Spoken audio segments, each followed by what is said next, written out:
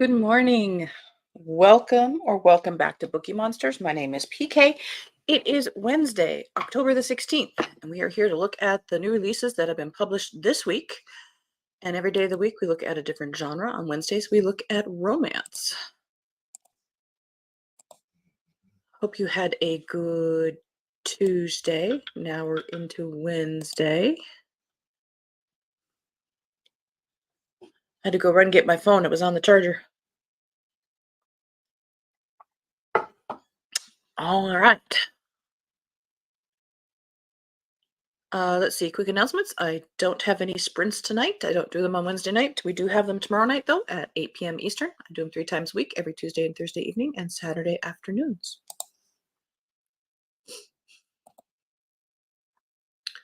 All right, romance.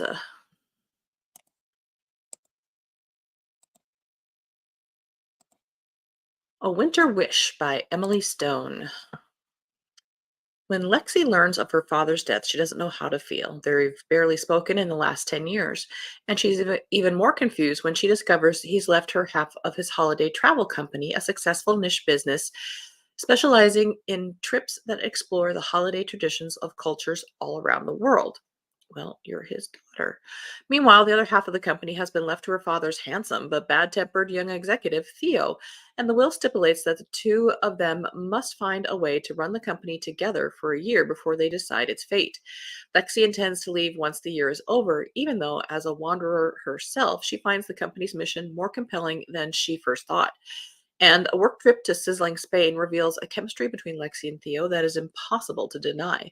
They may have been there may have been some snap judgments made about each other, but mixing business and pleasure isn't always a good idea. Indeed.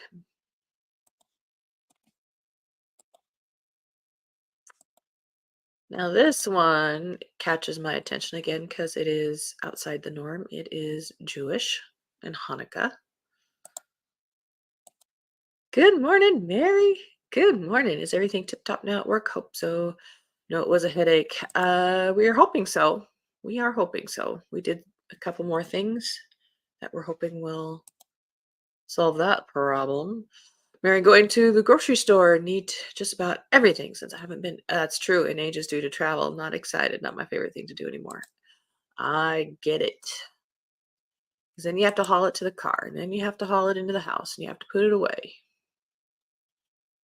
And it's very expensive these days. Eight Nights to Win Her Heart by Miri White. Andy Williams is not looking forward to spending her first Hanukkah alone after her father's death. About to lose her job with her only prospect across the country for another work opportunity, she could use some chutzpah to make it through the 8 nights alone. Leo Dents has had a crush on the girl across the hall from his apartment for years, but has never had the courage to say anything until she drops her grocery bags and he notices her drugstore Hanukkah candles. Ready to take a chance outside of his comfort zone, Leo offers to join Andy on the first night, sharing his dinner with her. As Andy and Leo fall for each other one night at a time and the clock ticks down on Andy's move, will this season of miracles light their way forward? That sounds very nice. I am tempted.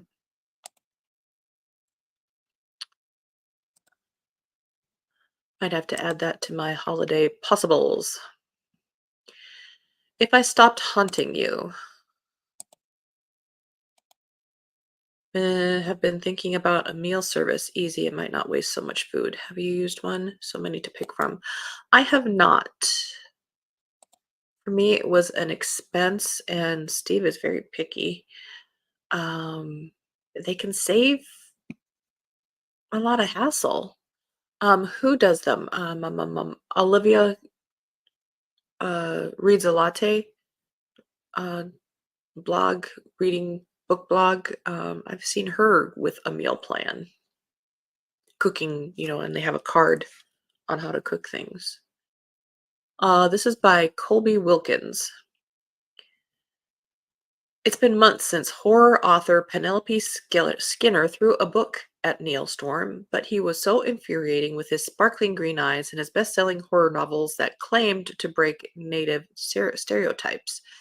And now she's a publishing pariah and hasn't been able to write a word since. So when her friend invites her to a too good to be true writer's retreat in a supposedly haunted Scottish castle, she seizes the opportunity. Of course, some things really are too good to be true. Neil wants nothing less than to be trapped in a castle with the frustratingly adorable woman who threw a book at him. She drew blood. Worse still, she unleashed a serious case of self doubt. Neil is terrified to write another best selling book without a soul, as Penn called it. All Neil wants is to find inspiration while completely avoiding her. But as the retreat begins, Penn and Neil are stunned to find themselves trapped in a real life ghost story. Even more horrifying, they're stuck together, and a truly shocking, extremely hot, almost kiss has left them rethinking their feelings. And maybe they shouldn't have been enemies at all, but if they can't stop the ghost pursuing them, they may never have the chance to find out. Ghosts don't do that. There's other entities who do that, but ghosts don't do that.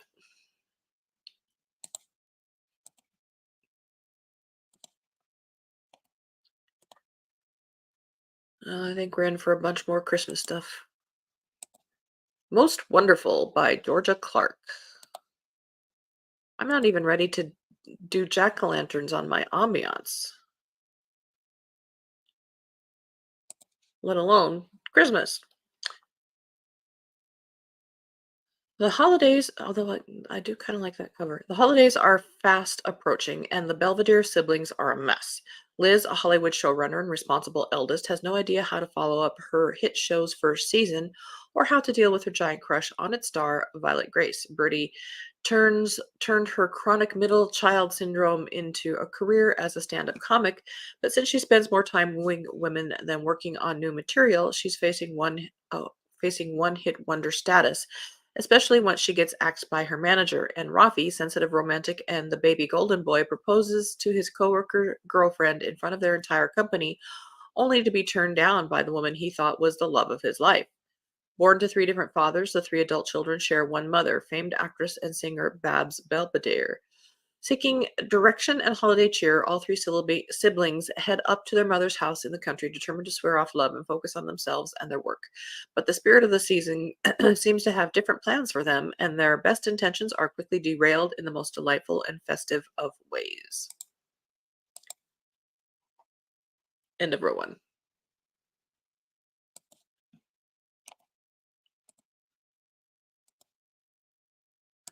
Wish I Were Here by Melissa Weisner. Catherine Lipton carefully calculates everything, and not just because she's a professor. She had a chaotic childhood growing up with a free spirited single dad. So now, from her daily to dos to her afternoon snacks, Catherine has a plan for it all. But sometimes she wishes she could be someone else, someone with a totally different life. Until suddenly, her entire identity, from her social security number to her driver's license to her academic record, mysteriously disappears. There's no evidence Catherine Lipton ever existed. With no ID and no other options, Catherine reluctantly accepts help from her exasperatingly laid back and infuriating attractive doorman, Luca Morelli. Before long, by the books, Catherine finds herself bending all the rules with the charismatic Luca, from taking meetings in smoky bars to breaking into hospital record rooms and having a surprising amount of fun. As Catherine unravels the truth behind her identity's disappearance, she may discover that the real Catherine has been missing for a lot longer than she realized.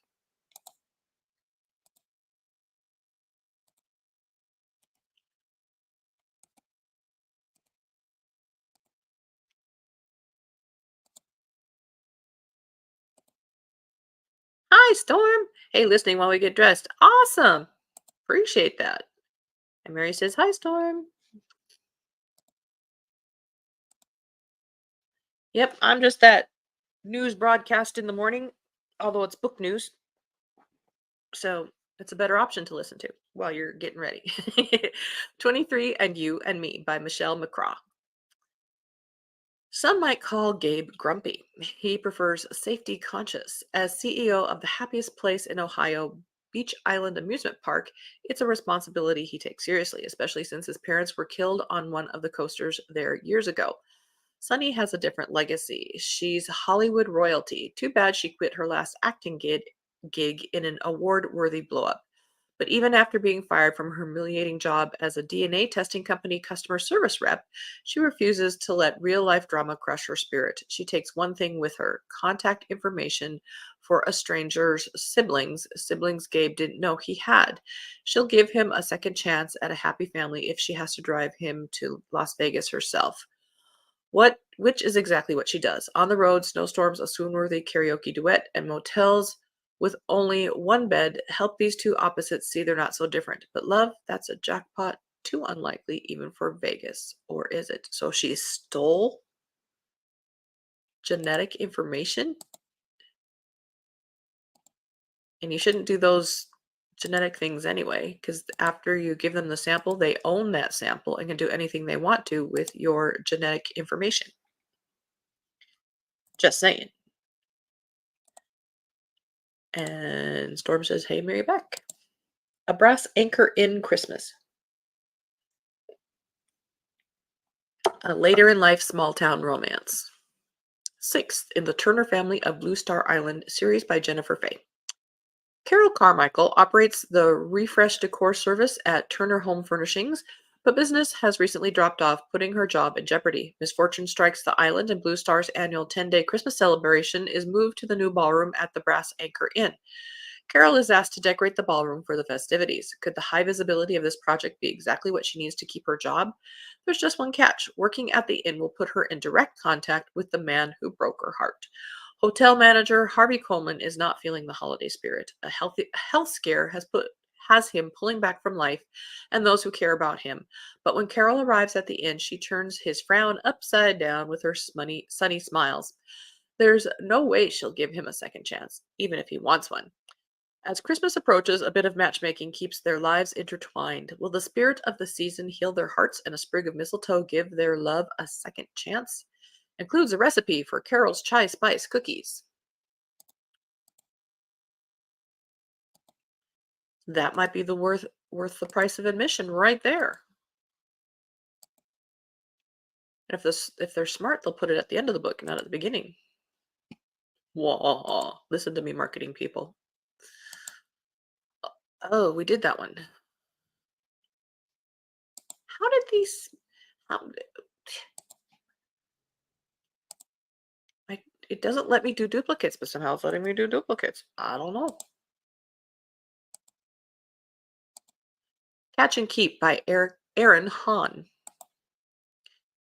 At 33, Marin Laughlin's just turned down her boyfriend's proposal, walked away from her decade-long position as a park ranger, and returned to her childhood playground in northern Wisconsin to accept her inheritance, a decrepit waterfront bait shop. After a lifetime of letting things happen to her, she's ready to start making her own moves, even if someone else thinks she's making the wrong ones. Well, not everyone. At least the local Heartstopper and resort owner is on her side. Josiah Cole, side comment. Do names, I know somebody with that first name who I do not care for, can taint a book for you? Do you not read the book, or do you pretend to and change the name to something else when you see it in the book? Just curious. Has made some missteps in his life, but he's proud of what he has. Two awesome kids and the keys to the kind of getaway spot that has families coming back every summer. They're up north, home away from home. After his marriage dissolved, leaving him a single dad, he feels he's the last person to judge Marin for her recent transformation, even if his best friend, her brother, wants him to feel otherwise. Besides, he generally likes having her around. She's a breath of fresh air. His kids adore her, not to mention her dog Rogers, and it doesn't hurt that she's beautiful. Things between Marin and Joe are easy. Oh, okay, good. He goes by Joe. So easy, they're fully immersed in the middle before they even decide to begin. It's not a question of should they, but rather can they make it last? Are things too easy, or is it just how real love works?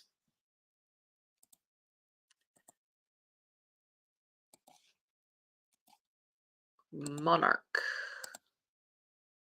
by Sophie Lark. I like that cover.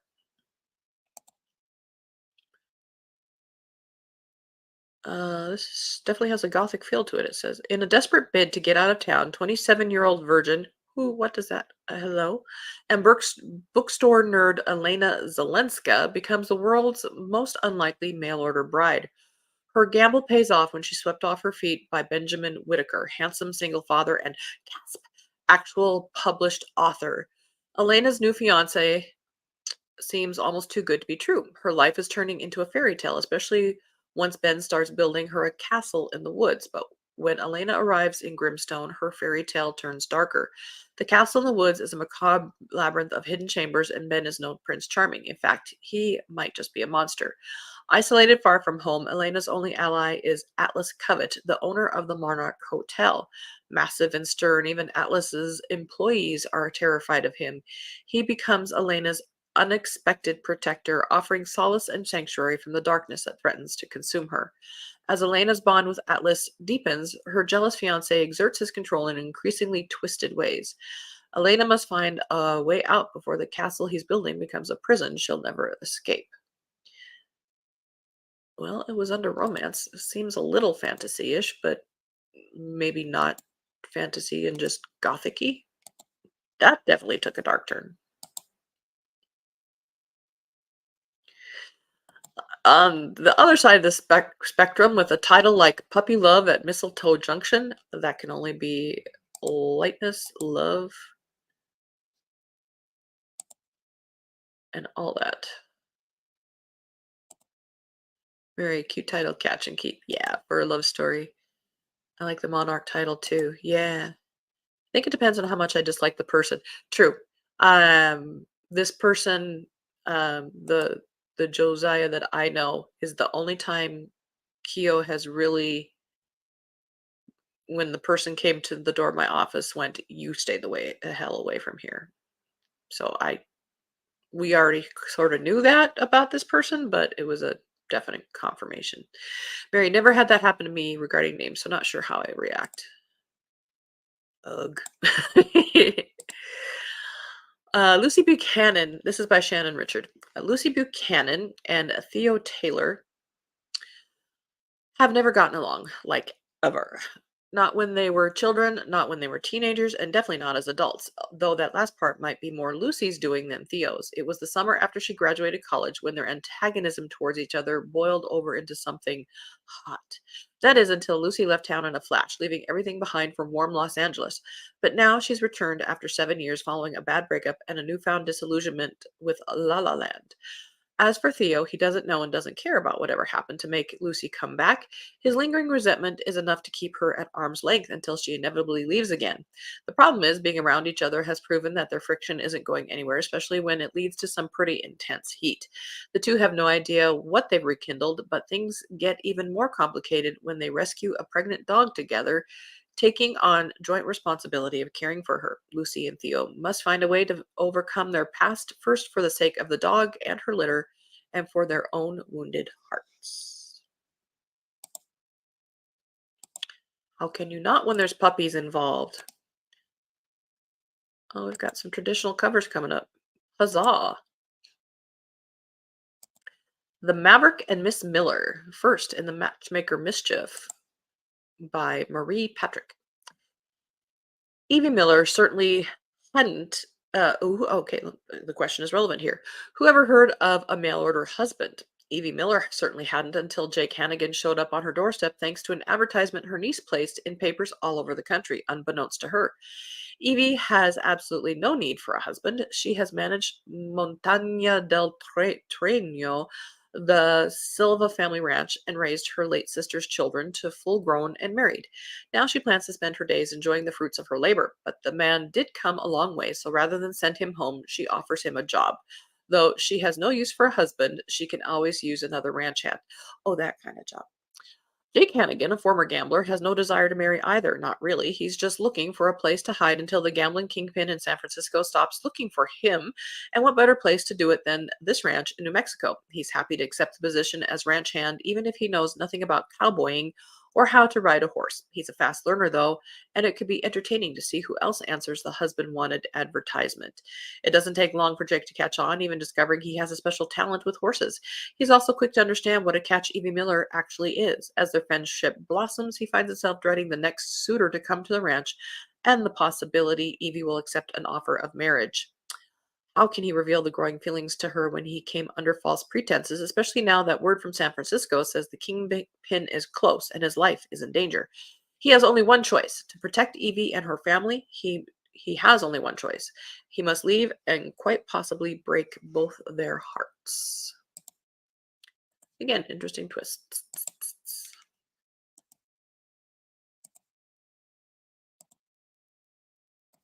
Unmask Me, My Love. Ah, now there's a title for vintage, but it's not. It's brand new. This is by Jenna Jackson, third in the Matchmaker's Ball. He'll do anything for for the woman he loves, except tell the truth. Gabrielle Deventure is a young woman on a mission. She has come to England as a lady's maid in single-minded pursuit of the Duke of Rother. When she meets Horace Carpenter, valet to a marquis, she is delighted to enlist his aid in gaining her heart's desire, a meeting with the Duke. But will her growing feelings for the handsome valet interfere with her plans for Rother? The eccentric Marquis of Halford, Hal to his friends, is fed up with the demands of society, especially his father's decree that he marry this season. To that end, Hal hides out at Lady Hamilton's ball, refusing to choose a bride. However, when a breathtaking young woman intrudes on his solitude, Hal is instantly captivated and rashly introduces himself as a valet and offers his help. Despite his growing fear about the true motive behind Gabriella's quest to meet the Duke, Hal devises a plan to gain an audience with him, all the while praying his deception won't ruin his chances of winning her love. We'll Always Have Christmas by Jenny Hale. Christmas has always been a special time for Noelle Parker. Winter evenings spent with family and friends, drinking hot chocolate and eating cookies at her family's cozy bakery have shaped her love for all things festive. But this year, everything is changing. The beloved bakery is facing closure, and Noelle needs a miracle to save Christmas. So far, this sounds like a Hallmark movie. Determined to raise funds for the family business, Noelle sets about revamping the bakery while juggling a surprise new job caring for the elderly and cantankerous William Harrington in his luxurious, sprawling mansion. As Noelle melts the frostiness of the house with cake baking, snowball fights, and glittering decorations, she helps William to reconnect with a romance that has spanned decades and unexpectedly finds herself falling for his grandson, the gorgeous but mysterious Alexander Harrington. In the countdown to Christmas, can Noelle save the bakery, reunite a family, and create some magical memories of her own along the way?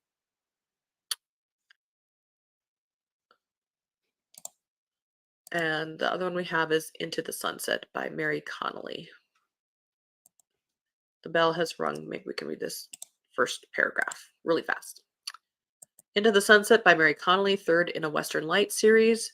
Will the sun set on their chance at happiness before they can seize it? To finally escape the clutches of her controlling husband and the threat of being recommitted to an asylum, Ginny Rutledge enlists the help of her friends Maeve O'Toole and Dakota Harlan. Fleeing their own tumultuous past, the group embarks on a journey to prove Ginny's sanity. However, as they confront the shadows they wish they could forget, danger looms with unexpected places. So all three of them look like they find a man. All right, that is it for love this week. There will be more love next week.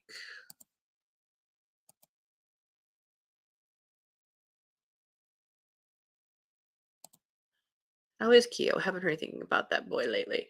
He's doing good. He's finally off the antibiotics. He seems to be on a healthy spurt here for a little bit until the next medical thing goes on with him.